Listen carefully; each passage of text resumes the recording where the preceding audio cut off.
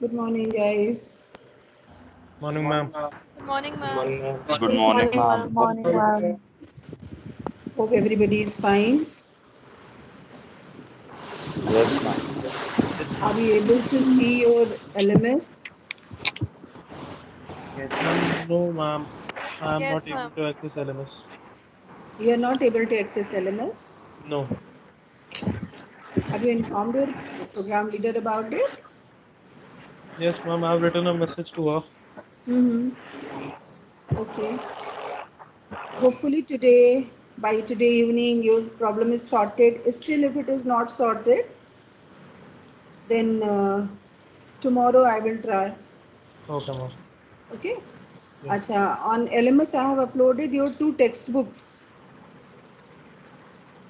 in the folder reference/textbooks. All right. So those who are able to access their LMS can check if it is available, visible to them or not. Ma'am, it is visible. Yes, Good ma'am. morning. Parth, are you able to see that? Yes, ma'am. Okay, fine. So let us start for today's work.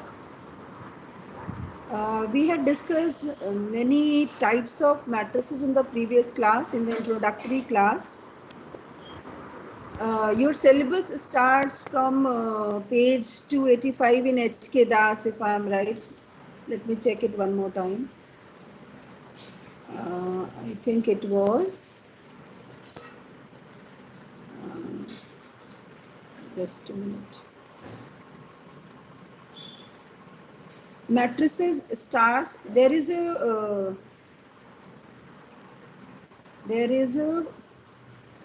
detailed information about what you have done in class 12th as well. All right. So you can revise it and then you can start from the things that we have to do this year. All right. So it starts from matrices starts from page number. Just a minute.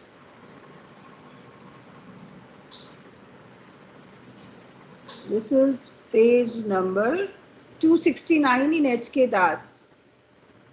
All right. I'm sharing my screen.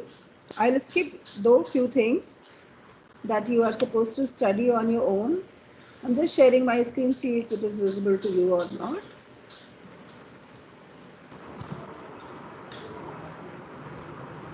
Hope it is visible to you. Yes, ma'am. Yes, ma'am. Yes, Okay. ma'am. Yes, So ma'am.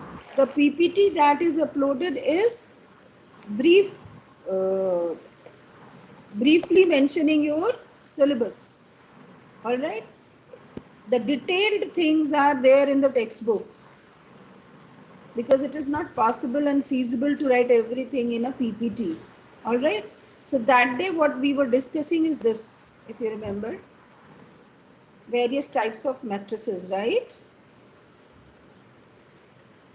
And we could finish till identity matrices, scalar matrices, and then identity matrices. Okay. You are familiar with symmetric matrix. You have done it in class 12. That, Yes. that when you take the matrix and then take the transpose of it and there is no change in it, that is symmetric, right?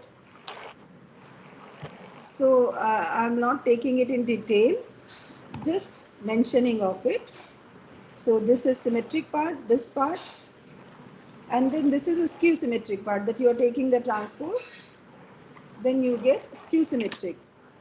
The next was triangular matrix. Triangular matrix we had discussed.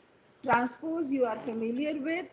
And these are the new matrices. I don't know whether you have read it or not. So just have a look on it. Like this is orthogonal matrix. See this orthogonal matrix. How it is defined? It is defined like this.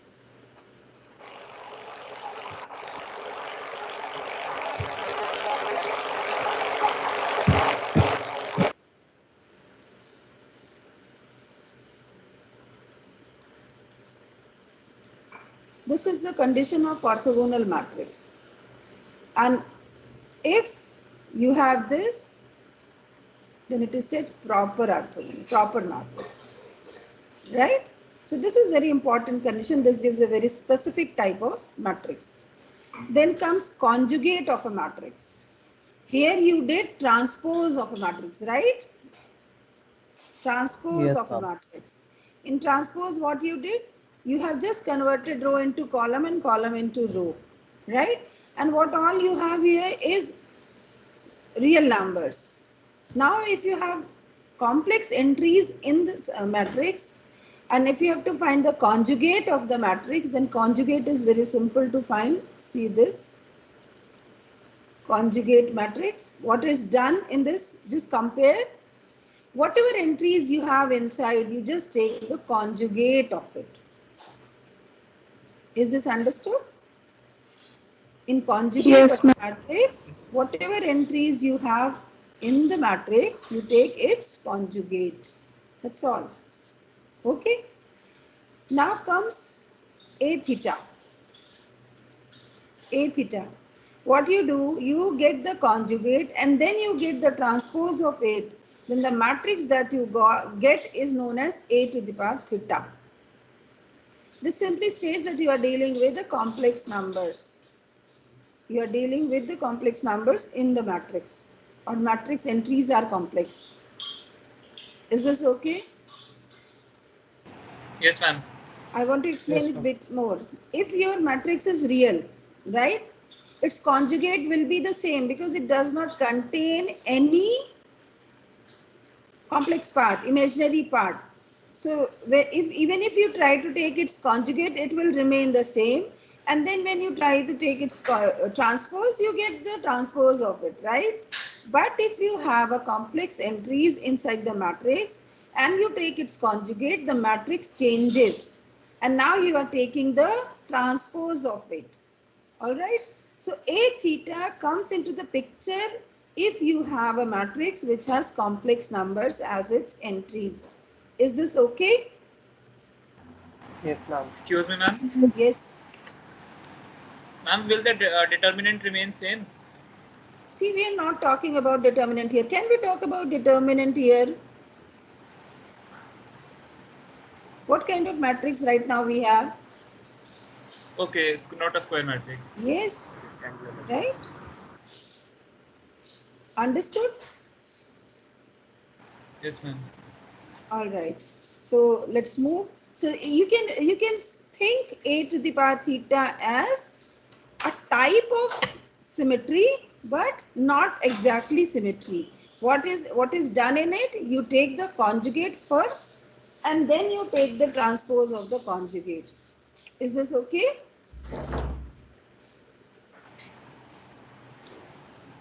Clear? Yes, ma'am. Yes. Yes. Yes, ma'am. Yes, You ma'am. can see one example. Same matrix A that we had taken for the conjugate. You took the conjugate and now you are taking the transpose of this. So actually when you write A theta is, sorry, A theta is actually A conjugate and then transpose. All right.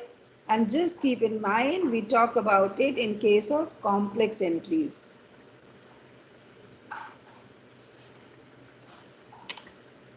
Is this okay?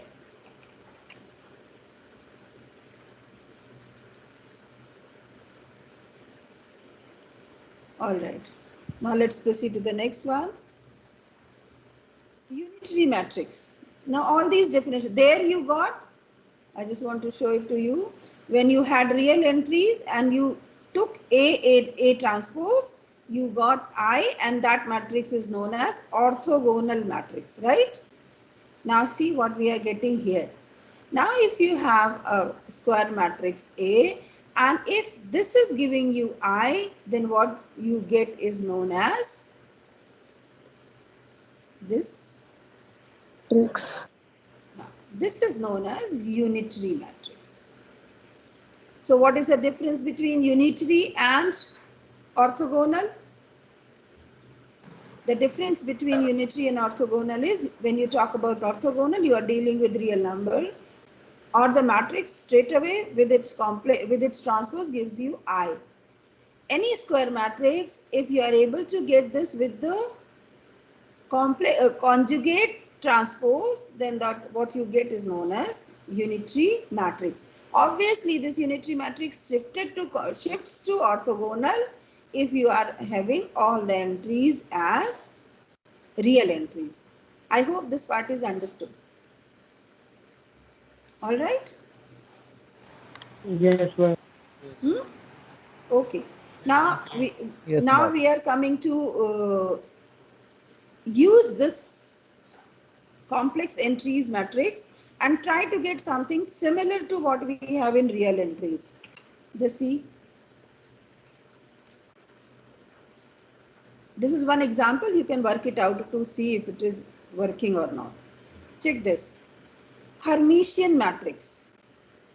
There you had skew matrix. Skew symmetric and symmetric, right? Now here in place of symmetric we use the word Hermitian. Okay. When do you call Hermitian? Just check this part.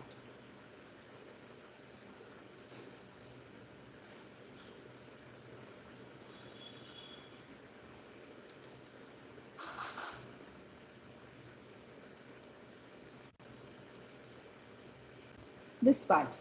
What is this actually? When you talk about symmetry, I'm just trying to draw a parallel so that it remains in your mind. When you talk about symmetric and you say that A transpose is A, that means Aij is Aji. Yes or no? Yes, ma'am. Right? Yes, Now yes, ma'am. when we are taking A to the power theta, so just see this. If you have Aij equals to Aji conjugate, then the matrix is known as Hermitian matrix. Is it okay? If you change row into column and then take the conjugate and the output that you are getting does not change the entry position wise, then what you get is known as Hermitian. So you can draw a parallel of Hermitian with symmetric, right? But here it is in complex entries. Now this example you can check.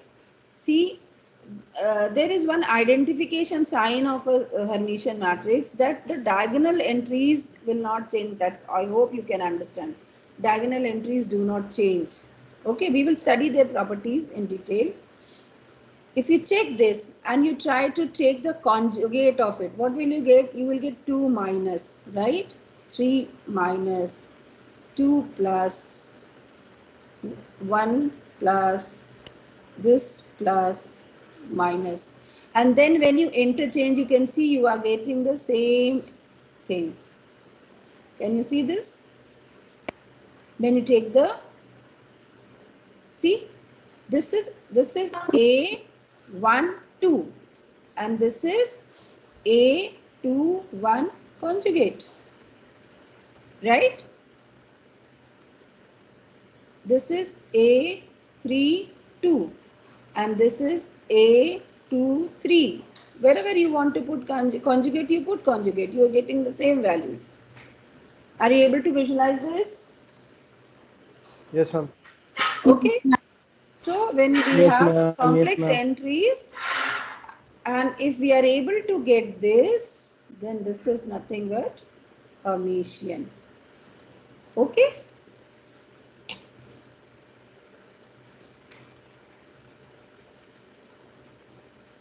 All right. Now there is some important property associated with Hermitian. I want you to check this. Necessary and sufficient condition for a matrix A to be conjugate transpose of A is this.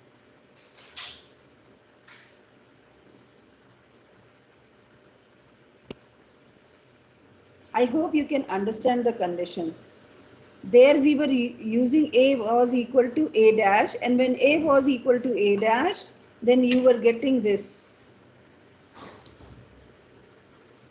Then you were getting Aij is equal to Aji, right? Now when you get in Hermitian form, then necessary and condition means it's both way. If you have A is equal to A theta, then this holds, and or if this holds, then A is equal to A theta. Is this a condition okay? Understood? Yes, ma'am. So in a Ma'am, way can we you can please say explain this again, the condition?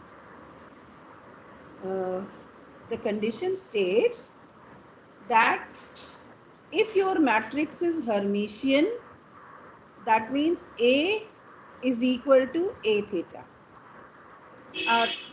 In other words, if A is equal to A theta, then Aij is equal to Aji conjugate.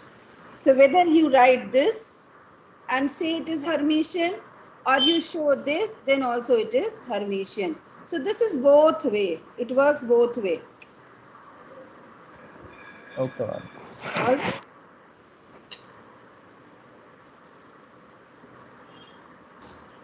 Now next is skew Hermitian. A very similar pattern as we have in skew symmetric. Skew Hermitian is this.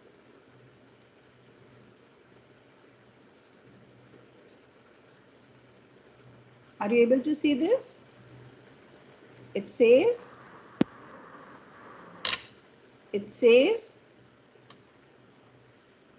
Aij is minus Aji conjugate. All right.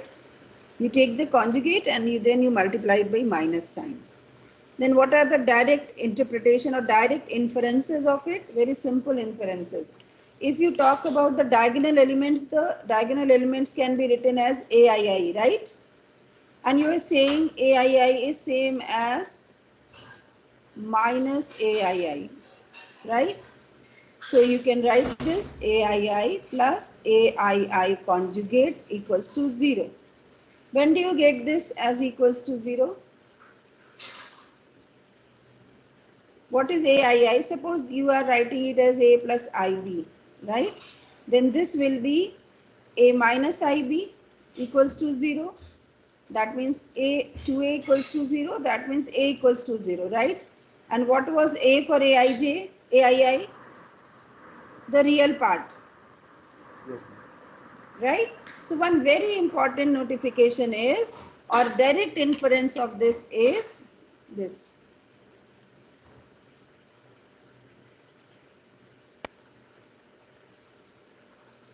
You can see that if your matrix is skew Hermitian, then AII is pure imaginary number. All right. So the necessary and sufficient condition for a matrix to be skew Hermitian is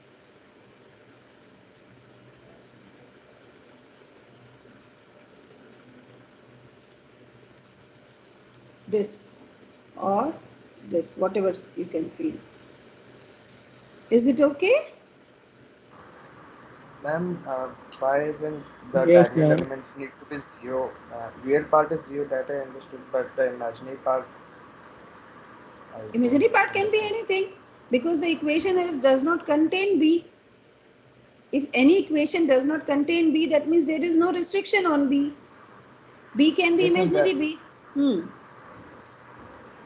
I'm not getting your question, bacha. Please repeat. I'm understood. Okay. Understood. Okay.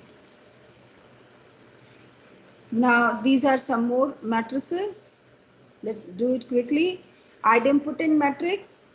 Idempotent matrix is this.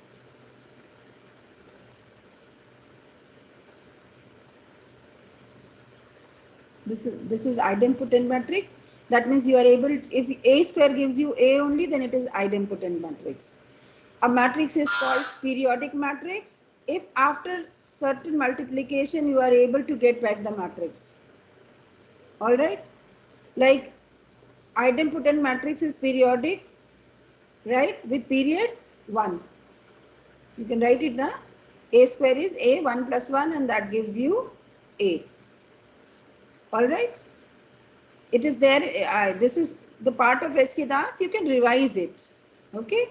Then comes nilpotent matrix. This is something you need to remember. Nilpotent matrix means after certain multiplication of A by itself, if we are getting the output as null matrix, then that is nilpotent matrix. If you check this, A is this, A square gives you 0. So A is nilpotent matrix whose index is 2. This K is the index. K is the index. All right. Is this definition understood? Suppose you get A cube as A.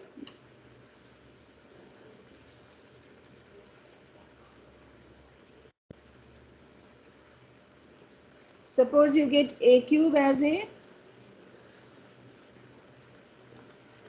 Then here K is 2. So this is a matrix of index 2. All right.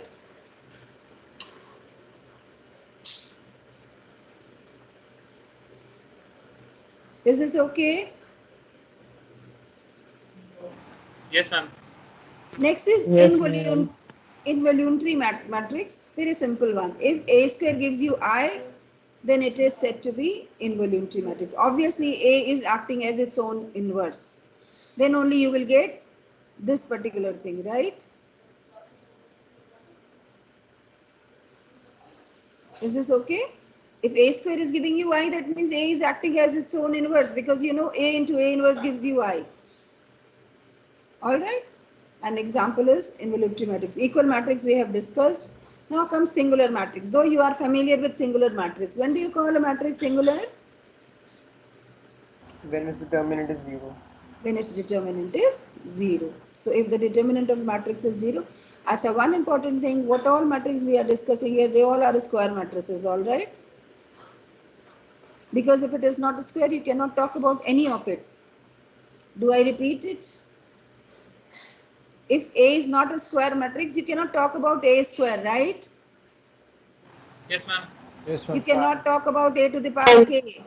You cannot talk about any of these things if it is not a square matrix. All right? I hope it is clear to you. Yes.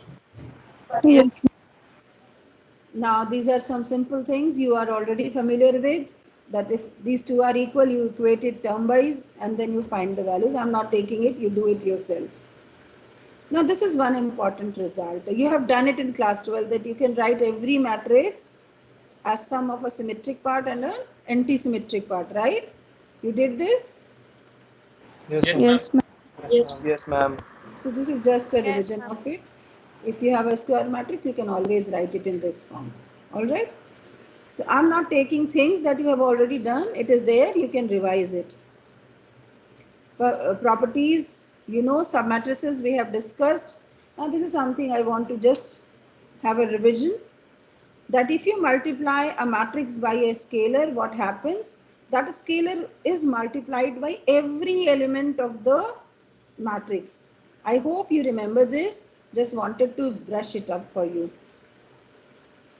This is the difference between a matrix and a determinant. When you multiply a determinant by a constant, that is multiplied by either in a row or in a column, right?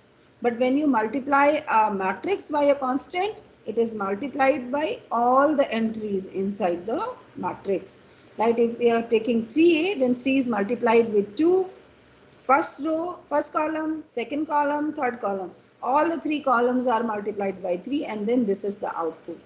Is this okay? Yes. Yes, ma'am. Yes, Okay. ma'am. So I'm Yes, not ma'am. doing this exercise and I'm not revising multiplication of matrix also because you know how to multiply matrix. You did it in class 12th. So this is just something that you need to remember.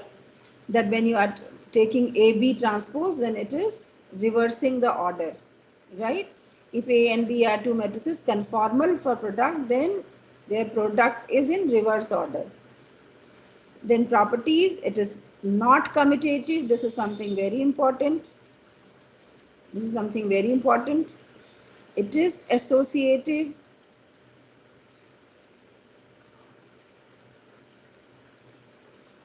It is associative, and you know what it means being associative.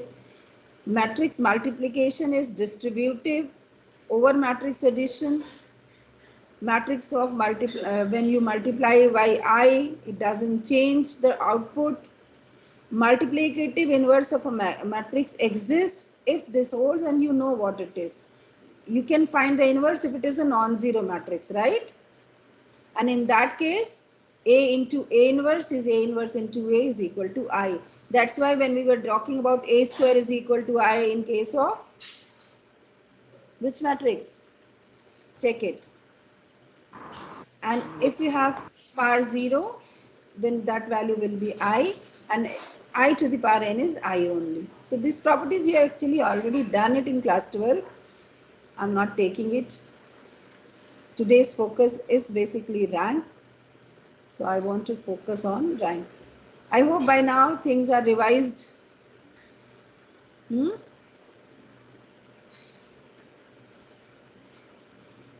Adjoint of a square matrix, you remember? How do we find? Yes. Yes, ma'am. Okay, so properties of adjoint is something that you need to remember, that the product of a matrix A and its adjoint equal to unit matrix multiplication of the determinant A. This is something you need to remember. That is, when you take A into A adjoint, this part, adjoint of A into A is same as A into A adjoint is equal to determinant of A into I, and you did it in class 12. And this is the formula that you have used to find inverse using elementary transformation or using determinant, right? This was when we were using determinant format, that is using cofactors.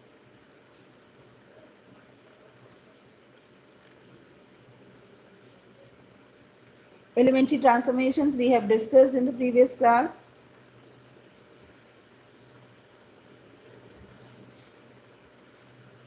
This is one important theorem.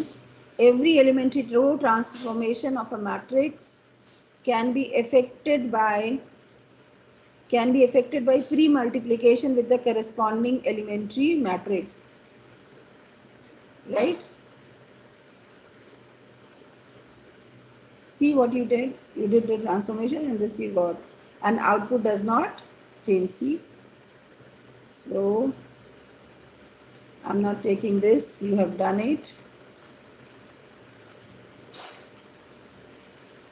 Now rank of a matrix. Now this is the real story that we have to learn. The rank of a matrix is said to be R if at least one non-zero minor of order, if it has at least one non-zero minor of order R, every minor of A of order higher than R is 0. This is the basic definition of a rank. All right. Now I want to shift to the PPT and then we will take it.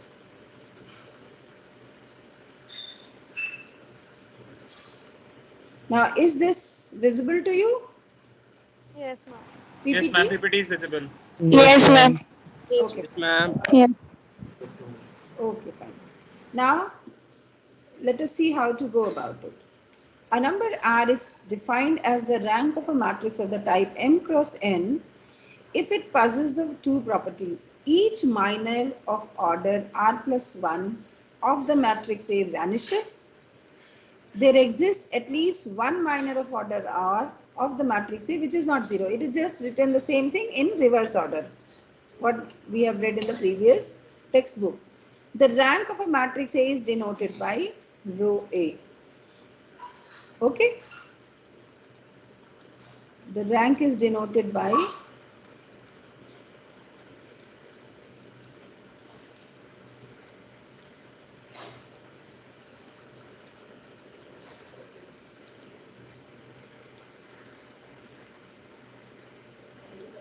just a minute.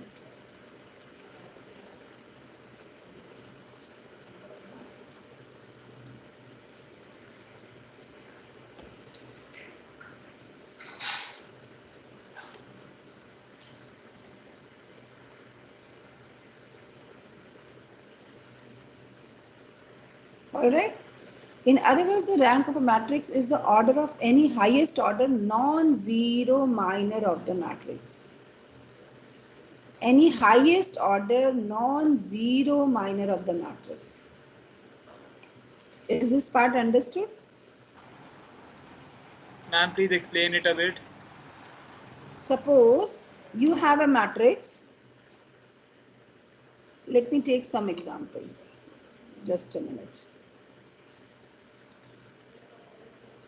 Try and understand this. See this. Okay?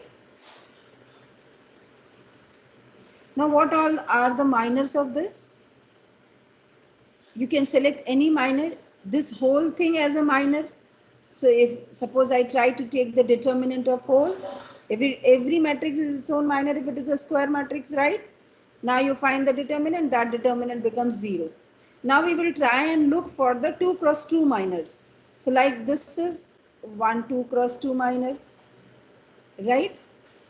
This is second 2 cross 2 minor. Any non-zero 2 cross 2 minor we will look for.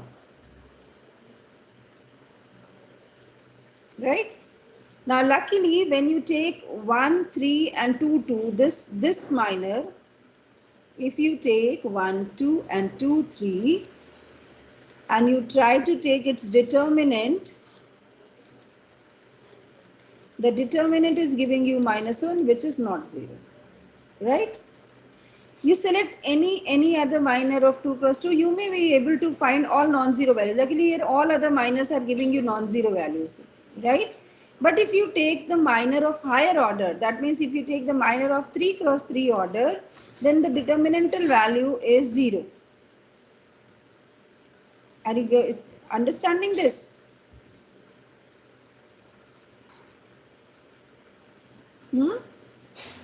Ma'am, Yes. Yes. We are able to Can get a you minor. explain it again? Just a minute. See the definition. What is the definition? It is saying each minor of order r plus 1 of the matrix A vanishes. And there exists at least one minor of order r of the matrix A which is not 0. Right? Now let's try and see this particular matrix A. This matrix is of order 3. So the highest minor or the minus of highest order is 3. Right? So when you try to find the determinant of this value, you are getting this minor as 0. Right? Now since order 3 is 0, we look for the smaller order. Now the smaller order means 2 cross 2 minor. So the first minor of 2 cross 2, if I write it as M11, that is first minor, this minor 1 2 2 3. Instead of 1 1 I write it M1, first minor. So that if you try to get the determinantal value of this, you are getting -1 which is not 0. That means you have a minor of order 2. You have a minor of order 2. 2 is less than 3, right? Which has a non-zero value. Is this understood or not? ma'am, so the Yes, rank ma'am. is 2. So the rank of the matrix will be 2. Okay, we will take up more questions, but we don't depend much on minor, because if you have a higher order matrix, it is very difficult to look for all the minors to get a non-zero value. But the definition is based on the minor only. Okay, and there is one checkpoint or there is one information related to minor. is this, that if you have a null matrix, then rank of A is defined as 0. Since every non-zero matrix is greater than or equal to 1. Is this okay? If you have any non-zero matrix, its rank should be greater than or equal to 1. And if it is a null matrix, the rank of it is defined as 0. Alright? Ma'am, in the example you've taken, Yes. if any minor of 2 cross 2 is 0, then Then you will look for another 2 cross 2, na? Like suppose I okay, got this any minor 2 as cross 2 0. has non-zero value. You should get at least one minor which is not 0. Okay. And all higher order minors should give you 0. Okay. And Alright? ma'am, Yes. if the 3 cross 3 minor was not giving us 0, then Then we the would rank take should the be rank is 3. 3. Rank is 3. Okay, ma'am. Alright? Now this is a null matrix, its rank is 0. Now check this. Here what you are getting, it is giving you answer of what you have just asked. For this particular matrix, when you are getting determinant A, the determinant A value is 1, which is not 0. Therefore, the rank of this non-singular matrix is 3. Understood? Yes, ma'am. Now, echelon form of a matrix, and how do we use echelon form to find the rank? This is most useful form of matrix which we deduce using elementary transformation. So the echelon form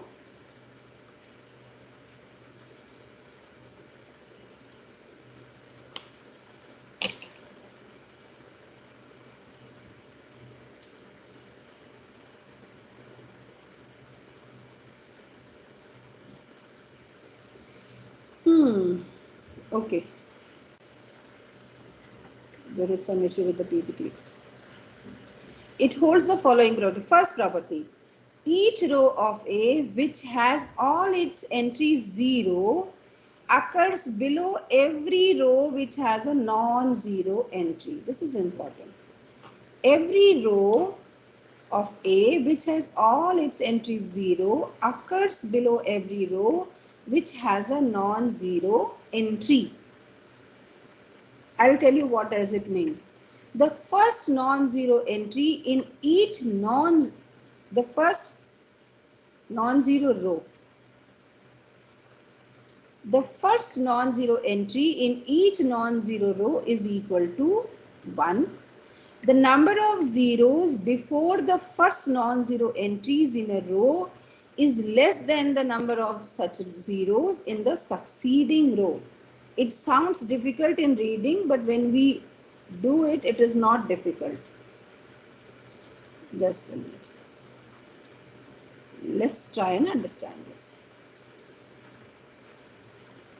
This is identity matrix, right? Yes, ma'am. I want you to keep this also.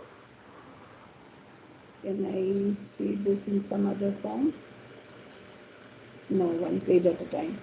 I want you to just note down this, or you remember this, that all non-zero entries will be lower than the zero entries. First non-zero entry in each row is equal to 1. The number of zeros before the first non-zero entry in a row is less than the number of such zeros in the succeeding row. 3 aspects you need to remember so that you can test it one by one. If you check this, it has no zero rows, right? All the rows have one non-zero entries. Like first row has first non-zero entry, second row has second non-zero entry, third row has third non-zero entry, and fourth row has fourth non-zero entries, right? And all the non-zero entries are equal to 1. First non-zero entry is equal to 1. The third aspect, that if you keep on coming down from lesser number of row to the higher number of row, the number of zeros are increasing. Like in first row, before this no zero, second row before this 1 0, third row before this 2 zeros, fourth row before this 3 zeros. So are you able to understand all three of it? Every row of A which has all zero entries should come below the non-zero entries, right? Since it has no such thing, so that's okay. The first non-zero entry in each row is equal to 1, so it's 1 only. The number of zeros before the first non-zero entry in a row is less than the number of such zeros in the succeeding row. So like this row succeeds this row succeeds this row succeeds this, right? This is first, this is succeeding, then further succeeding, further succeeding. So all three conditions are holding. Now let us try and see this, because it's identity matrix, so you may find it very simple to understand. Let's see this one. Could you please repeat again? Just check this one, this one. Ma'am, it's not. It's what? Not visible? No, it's not the matrix. It does not hold true. Just check. The first statement is all the zero entries should be at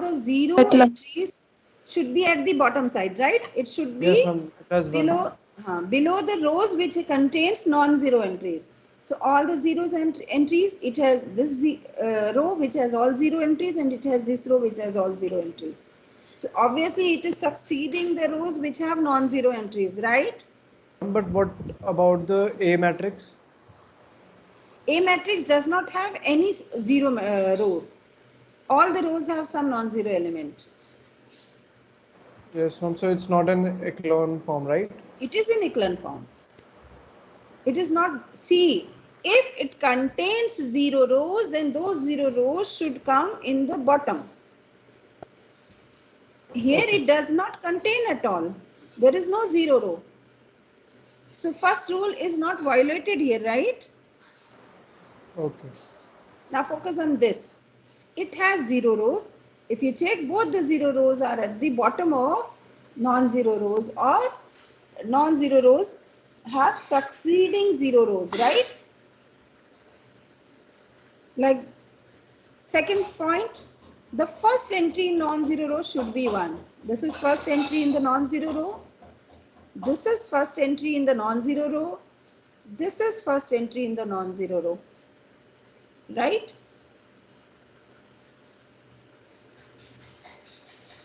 Yes or Yes, no? ma'am. Yes, ma'am. So the three first entries that you are getting is equal to 1. What is the third condition? Third condition is saying that when you move from top to bottom, the number of zeros before the first non-zero entry should increase in the succeeding rows.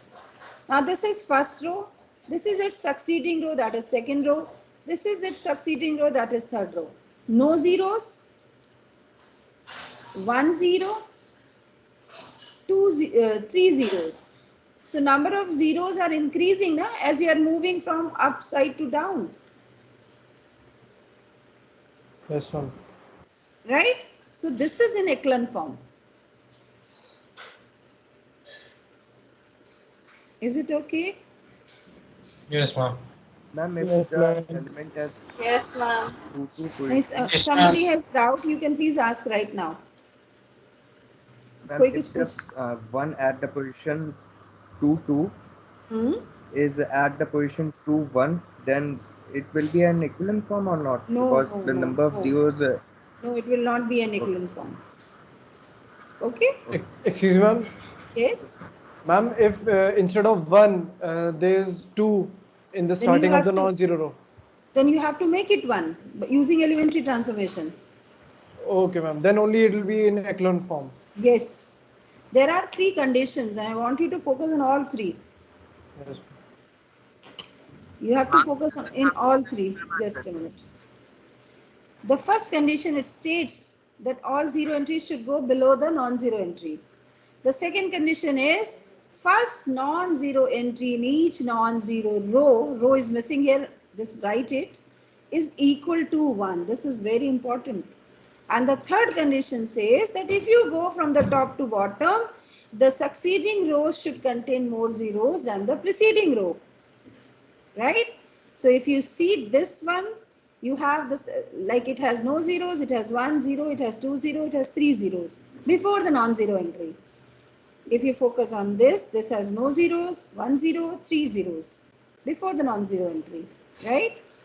Now I want you to see the last one, this example. Check this. Now what is happening here? It has just 1 0 row and it is at the bottom, so first condition satisfied. It has first non-zero entry, this entry is 1. This has the first non-zero entry, this entry is also 1. Here it has no zero and it has 2 zeros. Obviously this is more, right? Is this okay?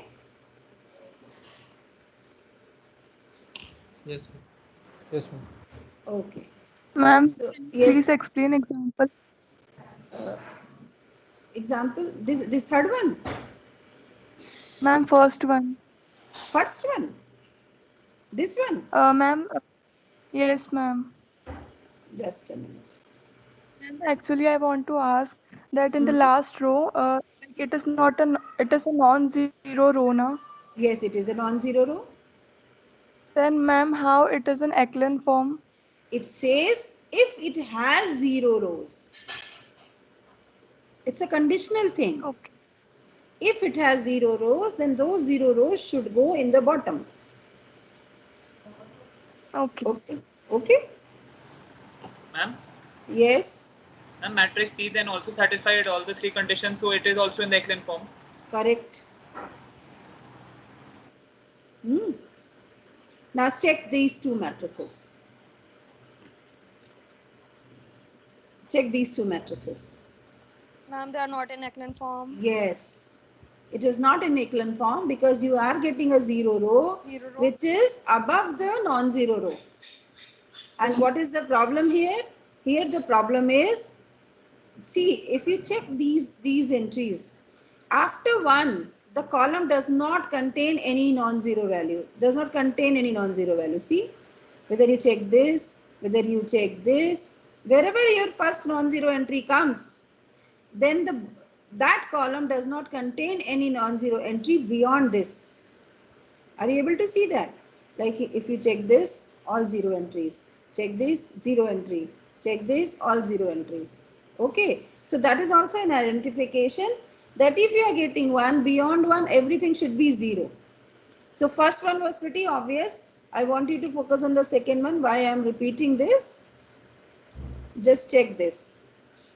If you check this And value not an echelon is, form yes, because it should be because this 0. third row is, yes, ma'am. Yes, third row has same number of 0 as the second row. Second. Okay. The condition says that it should have more zeros than the previous row. Now there is one remark. I want you to see this remark carefully. Some authors do not require condition B in definition. Condition B is that you have to make it 1. Okay. Some authors do not want this 1. They say that you change it in rest of the 2 conditions, but it is not necessary that you make it 1. But mostly we make it 1 because that makes the question easy. All right. Now the second thing is elementary transformations do not change the rank of a matrix. This is very important for you to remember, this part. This is very important to remember that elementary transformation do not change the rank of a matrix. And there is a reason we need to remember this, because to find the rank, we convert the matrix in echelon form. If two matrices A and B have the same size and the same rank, then they are said to be equivalent. This is also important. A matrix A is equivalent to matrix B if they have same size. Same size means their order is same, and same rank means row A is equal to row B. Is it okay? Now what echelon form is understood by you, and why will we use it, that we will come to know once we start using it. By now you must have realized that finding rank using minor is not very easy task. If your matrix is big, higher order matrix. Now if we want to see this and we have to find rank, check this matrix.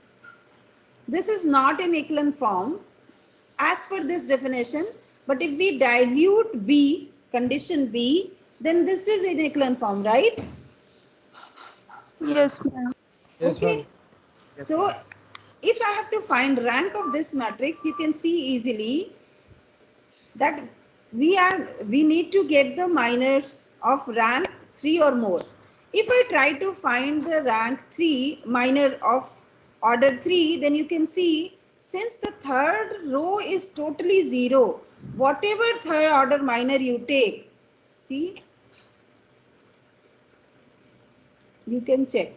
The third order minor that you can get is either you will get this, right? Or you take first, second, third row, second, third, fourth row, sorry, second, third, fourth column, first, second, fourth column. In whatever minor you are taking, the last row that you are getting is a 0. And if any determinant has one row as 0, the output of the determinant will be 0, right? Yes, ma'am. Correct? So if I try Yes, to ma'am. find the rank of it, obviously the rank can't be 3. Right? Now the next thing, how do we check the minor of 2 cross 2? You can find many minors. See, like if I try to take this minor, then this is giving me determinant of 2. m equals to 2, which is not 0. Hence the rank of this matrix is 2. 2. Right? And if you check this matrix, it is in which form? This is in echelon form. Right?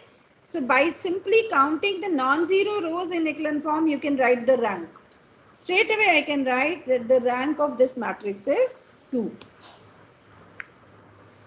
All right? Excuse me, Ma'am, ma'am. can you repeat this example? See My here, internet connection is not good. then you check it in the recording. All right? Okay. Okay. Now because I have to finish this. Now check this. Sure, ma'am. Sure. Determine the rank of this matrix by using elementary transformation. See, one thing, when I was teaching you echelon form in the beginning, it means in the introduction class, I have told you that echelon form only uses elementary row transformations. So this is something you should keep in mind. All right? Only elementary row transformations have to be used. Okay? Elementary row transformations.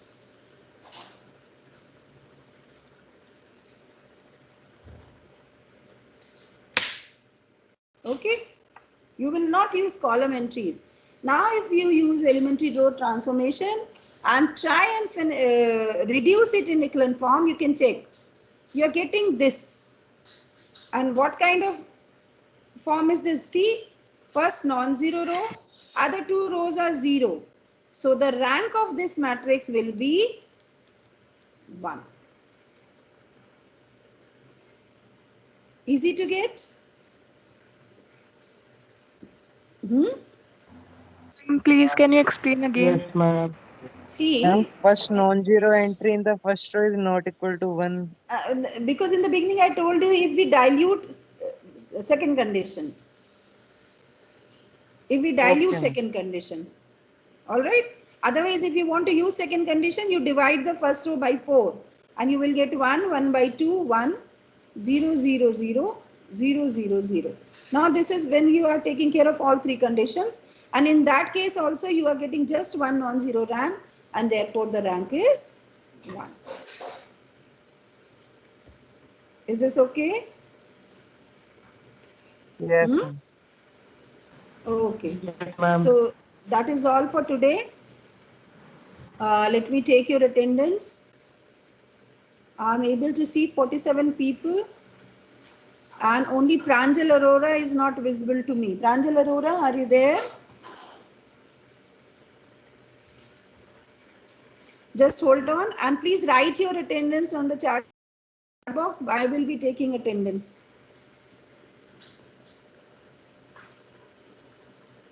Please write on chat box your roll number, your name.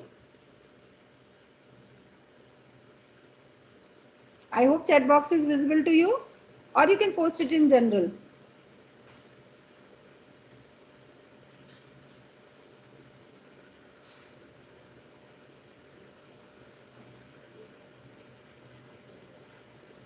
Parth, you are sharing screen.